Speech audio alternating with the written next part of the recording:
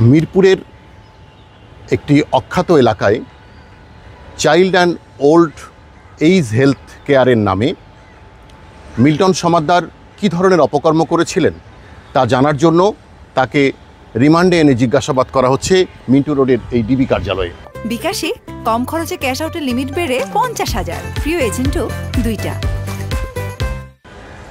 গোয়েন্দা কর্মকর্তারা বলছেন মিল্টন কৌশলে সব কিছু এড়িয়ে যাওয়ার চেষ্টা করছেন, কিন্তু তার অফিস থেকে যে কাগজপত্র সিল প্যাড সংগ্রহ করা হয়েছে তাতে মনে হচ্ছে যে মিল্টন সমাদ্দার নিজেই ভুয়া মৃত্যু সনদ তৈরি করে দিতেন।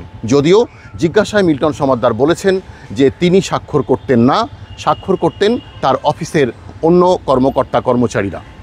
এ বিষয়গুলো আরও জানার জন্যে আগামীকাল দিনের কোনো এক সময়ে মিল্টন সমাদ্দারের স্ত্রীকে ডিবি কার্যালয়ে এনে জিজ্ঞাসাবাদ করার কথা রয়েছে। মিল্টন সমাদ্দারের বিরুদ্ধে মামলা হয়েছে 3টি।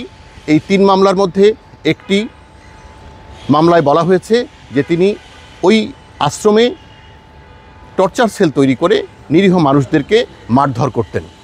কী কারণে মারধর করতেন তাও জানতে চাইবেন ডিবি কর্মকর্তারা। তার বিরুদ্ধে আরেকটি মামলা আছে মানব পাচারের, সেই মানব পাচারের বিষয়টিও বের করার চেষ্টা করা হবে তদন্তে এবং তাকে রিমান্ডে জিজ্ঞাসাবাদ করা হবে। Enamul Kabir Rupam, channel I, Dhaka.